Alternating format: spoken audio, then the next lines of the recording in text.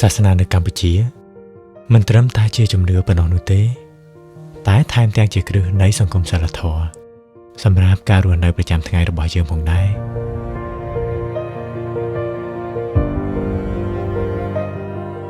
តើសាសនាធំៗទាំង3នៅប្រទេសកម្ពុជាយើង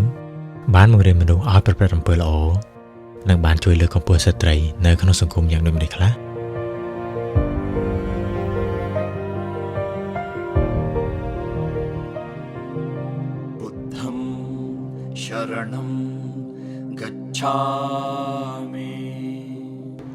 ពាក្យថាអំពើល្អដែលព្រះសម្មាសម្ពុទ្ធសម្ដែងនៅក្នុងត្រៃបិដកនោះគឺមានច្រើនប្រភេទណាស់ប៉ុន្តែនៅក្នុងទីនេះគឺយើងក្តោបតែចំណុច3សំខាន់ទី1មិនធ្វើបាប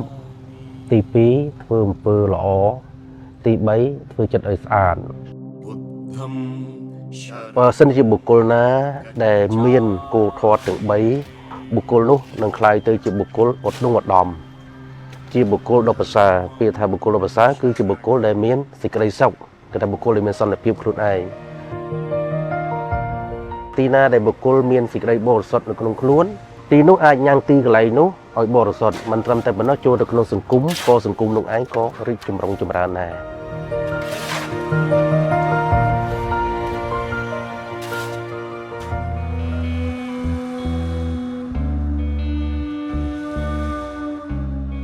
យើងត្រូវដឹងថាពាក្យថាអ៊ីស្លាមមានន័យថាសន្តិភាពអញ្ចឹងមានន័យថាបង្រៀនឲ្យសាសនិករបស់ខ្លួនធ្វើយ៉ាងម៉េចឲ្យក្លាយទៅជាបុគ្គលដែលមានសន្តិភាពអញ្ចឹងដើម្បីឲ្យបុគ្គលនឹងមានសន្តិភាពគឺគាត់មានការប្រតិបត្តិចំពោះព្រះជាម្ចាស់ដូចជាការថ្វាយបង្គំនៅក្នុងមួយថ្ងៃមួយយប់5ដងទី2គឺតកតងជាមួយនឹងទំនាក់ទំនងសង្គមគ្រួសារក៏ដូចជាក្នុងសហគមន៍ឬក៏សង្គមទូទៅអញ្ចឹងគាត់ត្រូវចេះសហការគ្នាមានអាកប្បកិរិយាល្អមានភាពស្មោះត្រង់ហើយនឹងមានទំនួលខុសត្រូវនៅក្នុងការងាររបស់ខ្លួន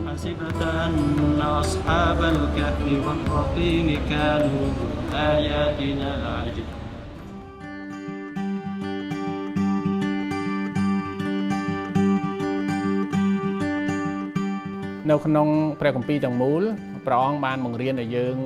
នៅបញ្ញត្តិ2សំខាន់ទី1ស្រឡាញ់ព្រះទី2ស្រឡាញ់អ្នកជិតខាងការស្រឡាញ់អ្នកជិតខាងវាគឺជាឫសគល់នៃសន្តិភាពណានៃសេចក្តីសុខសាន្តរវាងតំណែងនៅក្នុងសង្គមផងដែរ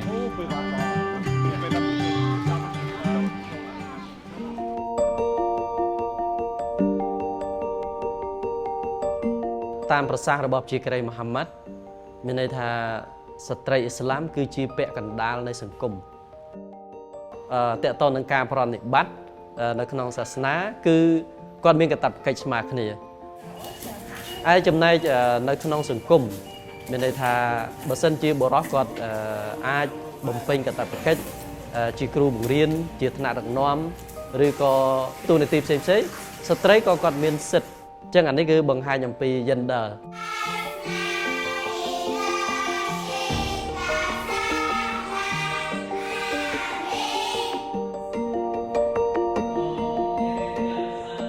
នៅតាមបណ្ដាវត្តទាំងឡាយគឺយើងមានឧបាសកឧបាសិកាមកស្វែងខ្លួនសុំសិល5សិល8ហ្នឹងជាក់ស្ដែងយើងឃើញស្ត្រីមានច្រើនណាស់ស្ត្រីមានច្រើនជាងបុរសបើយើងនិយាយបុរសមានតែត្រឹម10ទៅ20%ស្ត្រីដល់ទៅ80%ច្រើនមែនទែនក្នុងការសមាទានសិលរៀងរាល់ថ្ងៃសិលពេញបោខែដៃ8រួច8កើតហ្នឹងគឺឃើញថាស្ត្រីច្រើននេះបញ្ជាក់ថាស្ត្រីក៏មានឱកាសការបដិបត្តិធម៌ដូចគ្នាប្រុសក៏មានការប្រព្រឹត្តធម៌ដូចគ្នាគឺយើងមានអំណាចដូចគ្នាសិទ្ធិស្មើគ្នានេះនៅក្នុងពុទ្ធសាសនាឲ្យតម្លៃសិទ្ធិស្ត្រីស្មើនឹងសិទ្ធិបុរសដូចគ្នាស្ត្រីមានតម្លៃដូចគ្នានៅក្នុងគម្ពីរប្រាប់ថាអេវ៉ាជាមនុស្សដើមដំបូងព្រះអង្គរាប់ថាគាត់គឺជាមេដានៃមនុស្សទាំងអស់អញ្ចឹងពាក្យថាមេដានៃមនុស្សទាំងអស់គាត់នឹងឯងមានតម្លៃដែលយើងទាំងអស់គ្នាគួរឲ្យគោរពឲ្យតម្លៃនៅក្នុងសាសនាអ៊ីស្លាមគេចាត់ទុកស្ត្រីប្រៀបដូចជាគ្រាប់ពេជ្រមួយអញ្ចឹងបើសិនជាគ្រាប់ពេជ្រមួយយើងត្រូវគ្របធ្វើម៉េចឲ្យបានល្អ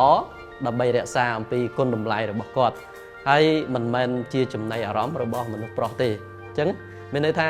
ការដែលគាត់គ្របហ្នឹងគឺការពារតម្លៃរបស់គាត់ហើយជាការសម្រេចចិត្តរបស់គាត់ហើយក៏អត់មានការបង្ខិតបង្ខំថាបើសិនជាគាត់អត់ពាក់ហិជាបនោះទេមានន័យថាត្រូវតែមានពិន័យឬក៏តនកម្មទេអត់មានទេ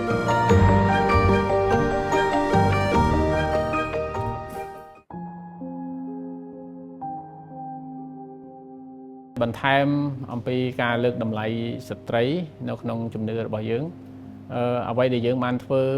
បច្ចុប្បន្នភាពនេះ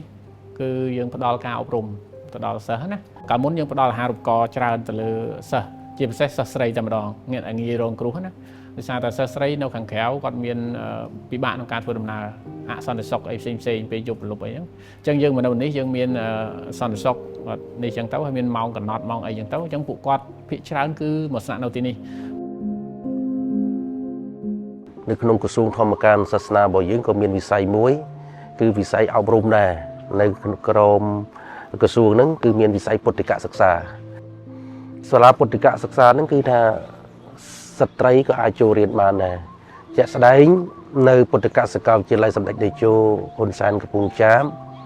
គឺមានស្ត្រីចូលរៀនច្រើនហើយរៀននៅពុទ្ធិកសិក្សាហ្នឹងគឺយើងអត់បង់ថ្លៃទេដោយសារតែ គណៈសង្ឃយុសហការមួយក្រសួងធម្មការហ្នឹងគឺថាផ្ដល់អាហារូបករណ៍ 100% តែម្ដងនិស្សិតប្រុសមកនៅវត្តបើស្រីគឺយើងជួលផ្ទះឲ្យគាត់ស្នាក់នៅហើយស្នាក់នៅគឺក្រុមការឧបត្ថម្ភពីប្រសង់ចាត់ការដតីទៀតដែលមានគ្រឿងបរិភោគអីហ្នឹងគឺថាចែកម្លែកដល់ពួកគាត់ដូចជាត្រីខមីអីសពបែបសពយ៉ាងដែលប្រគេនប្រសង់ដែលប្រសង់បែងចែកមួយម្លែកគឺសម្រាប់ពពួកគាត់ដែរអនុគ្រោះពួកគាត់ដែរ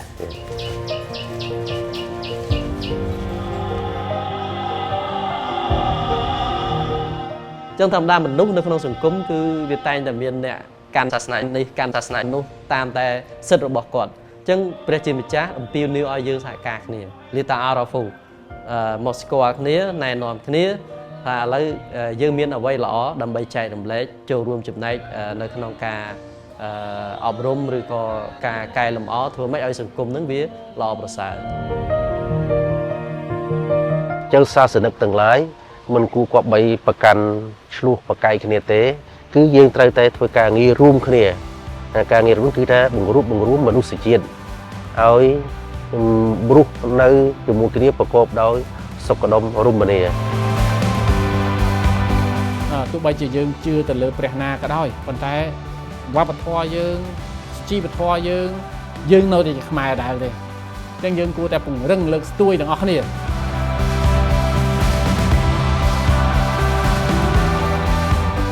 យើងឃើញថាសាសនាធំៗទាំង3នៅកម្ពុជាពិតជាបានរួមចំណែកក្នុងការលើកកម្ពស់តម្លៃស្ត្រីនិងការបង្កើនការអប់រំផ្នែកសីលធម៌នៅក្នុងសង្គមដើម្បីជួយឲ្យសង្គមយើងរស់នៅកាន់តែប្រសើរនិងពោរពេញទៅដោយការគោរពគ្នាទៅវិញទៅមក